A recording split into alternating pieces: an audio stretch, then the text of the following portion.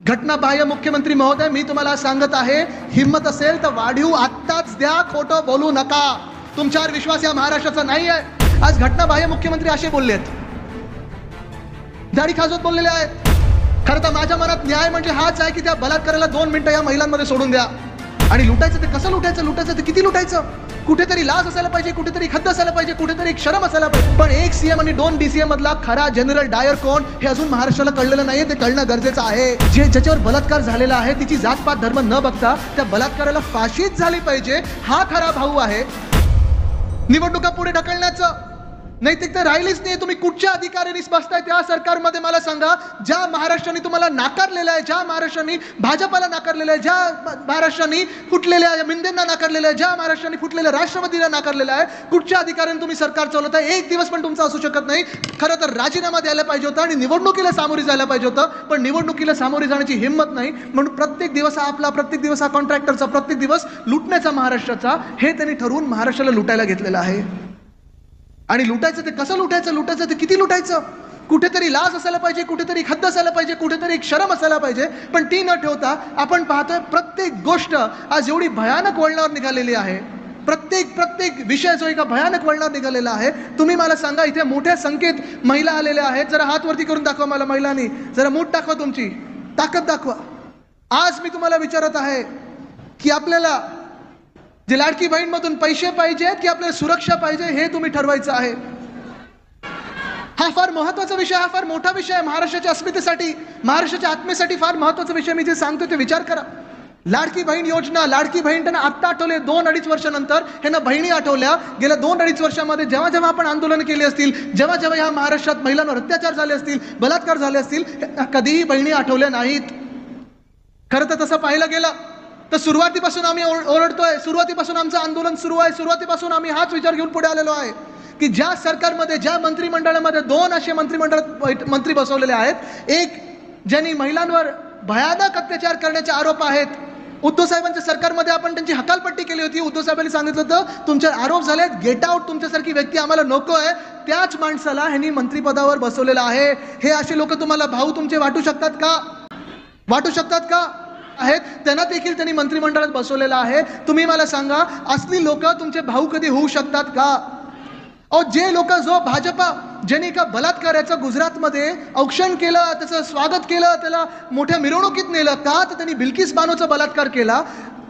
ज्याच्यावर बलात्कार झालेला आहे तिची जातपात धर्म न बघता त्या बलात्काराला फाशीच झाली पाहिजे, हा खरा भाऊ आहे. पण आज निवडणुका आलेल्या आहेत आणि म्हणून सगळीकडे सांगतात, आणि म्हणून म्हटलं तर आणि म्हणून माझं वेगळं ना, त्यांचं आणि म्हणून तसं नाहीये. पण आज त्यांना सांगतायत, आता जाहीर केलं 1,500 रुपये आम्ही देऊ, नंतर सांगतात परत जर आम्ही निवडून आलो तर जास्ती देऊ. घटनाबाह्य मुख्यमंत्री महोदय, मी तुम्हाला सांगत आहे, हिम्मत असेल तर वाढीव आत्ताच द्या, खोटं बोलू नका. तुमच्यावर विश्वास या महाराष्ट्राचा नाही आहे. जी व्यक्ती, जो माणूस एवढा निर्लज्जपणे गद्दारी करू शकतो, आपल्या नेत्याच्या सर्वात कठीण काळात त्याच्या पाठीत खंजीर खुपसू शकतो, खोटं बोलत फिरू शकतो, 20 वर्ष ज्यांच्याकडून तुम्ही सगळं ओरबाडून घेतलं, त्याच व्यक्तीला तुम्ही दगा देऊ शकता. अशा व्यक्तीवर ह्या महिलांचा, ह्या महाराष्ट्राचा विश्वास बसू शकेल काय? आज तुम्ही जरा आरशात बघून जरा हा स्वतःला प्रश्न विचारा. घटनाबाह्य मुख्यमंत्र्यांना मी आज देखील सांगत आहे की येणारं सरकार आमचं आहे आणि आमच्या बहिणीला आम्ही वाढीव लाडली बहिणातून देऊच, पण सुरक्षा देखील देऊ. आणि जो कोणी बलात्कार करतो, खरं तर माझ्या मनात न्याय म्हणजे हाच आहे की त्या बलात्काराला 2 मिनिटं या महिलांमध्ये सोडून द्या.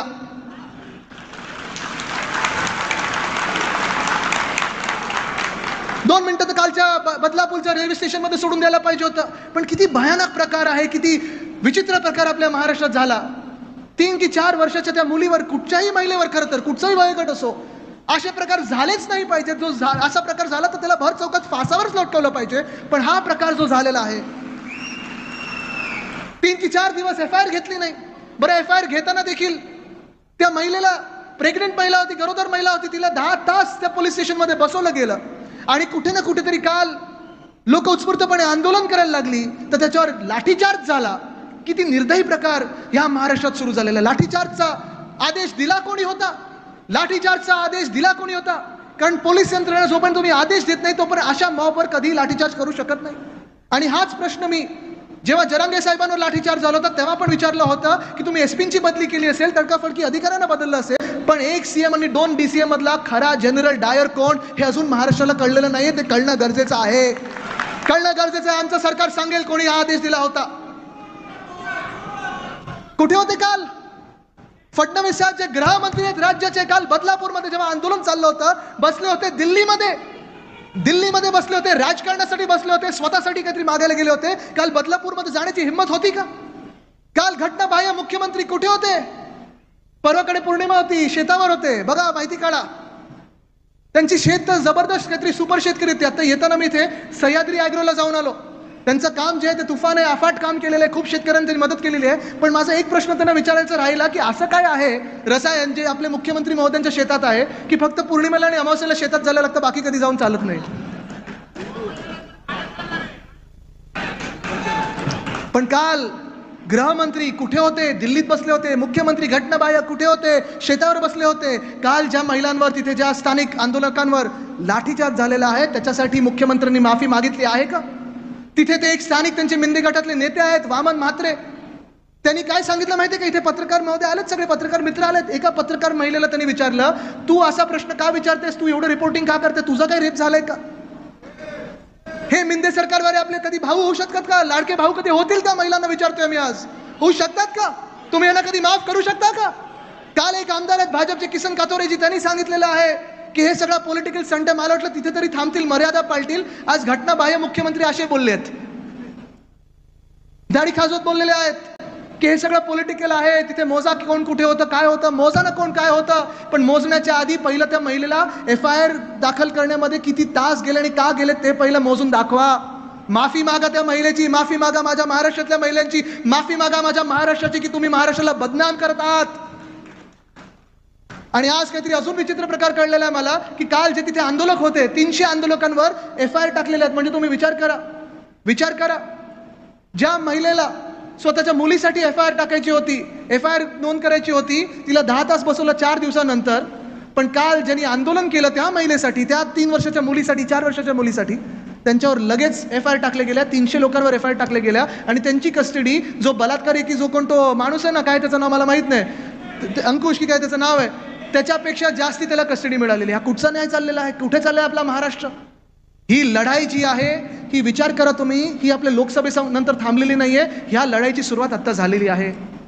कदाचित आपल्याला वाटलं असेल की झालं, लोकसभा जिंकलो म्हणजे विजयच आहे. ज्या पक्षाला वाटत होतं 400 पार जाणार, त्यांचे 272 पण आले नाही, त्यांना 240 वर खेचला. हा आपला मोठा विजयच आहे, हा देशाचा, लोकशाहीचा आणि संविधानाचा विजय आहे. मराठा आंदोलकांवर अंतरवाली सराटीमध्ये अमानुष लाठीचार्ज झाला होता. बदलापूरमध्ये बालिका अत्याचाराचा निषेध करणाऱ्या आंदोलकांवरही गुन्हे दाखल झाले आहेत आणि त्यांच्यावर लाठीचार्ज झाला. महाराष्ट्रात हा निर्दयपणा सुरू आहे. लाठी हल्ल्याचा आदेश देणारा एक मुख्यमंत्री, 2 उपमुख्यमंत्री यांच्यातील खरा जनरल डायर कोण आहे? हा जनरल डायर महाराष्ट्रातील जनतेला कळू द्या, अशी टीका युवासेना प्रमुख आदित्य ठाकरे यांनी केली आहे. कर्मवीर दादासाहेब गायकवाड सभागृहात येथे आदित्य ठाकरे यांच्या महाराष्ट्र स्वाभिमान सेनेचे आयोजन करण्यात आलं होतं. यावेळी ते बोलत होते. आदित्य ठाकरे म्हणाले की घटनाबाह्य खोके आणि मिंदे सरकार हटवण्याची वाट जनता बघत आहे. मात्र मिंद्यांना निवडणुकीची भीती वाटत आहे. मुंबई, पुणे, ठाणे, नाशिक या महापालिकेच्या निवडणुका घेण्यात आलेल्या नाहीये. नगरसेवक, लोकप्रतिनिधी नसल्याने महापालिकेच्या कामांचा बट्टाबोळ झालाय. आता त्यांनी लाडकी बहीण योजना आणली आहे. मात्र बहिणींना पैसे नको, सुरक्षा द्या. महिलांवर अत्याचार करणारे मंत्री आहेत. सुप्रिया सुळे यांच्यावर अर्वाच्य भाषेत टीका करणारे मंत्री आहेत. ते बहिणींना भाऊ वाटतात का, असा सवालही आदित्य ठाकरे यांनी महिलांना केलाय. आता पराभव समोर दिसत असल्याने पुन्हा आमचं सरकार आल्यानंतर लाडकी बहीण योजनेची रक्कम वाढवण्यात येईल असं ते सांगत आहेत. मात्र भूल थापा न देता हिंमत असेल तर वाढीव रक्कम आत्ताच द्या, असं आव्हानही त्यांनी दिलंय. आमचंच सरकार येणार आहे हे निश्चित आहे. त्यावेळी आम्ही बहिणींना वाढीव रक्कम तर देऊच, शिवाय सुरक्षाही देऊ, असं आश्वासन आदित्य ठाकरे यांनी दिलंय. आता यावर तुम्हाला काय वाटतं? तुमचं मत कमेंट बॉक्समध्ये लिहायला अजिबात विसरू नका. व्हिडिओ आवडला असेल तर जास्तीत जास्त शेअर करा. आणि आतापर्यंत मराठी जनता, आपण आपल्या या चॅनलला सबस्क्राईब जर केलेलं नसेल तर चॅनलला सबस्क्राईब करा.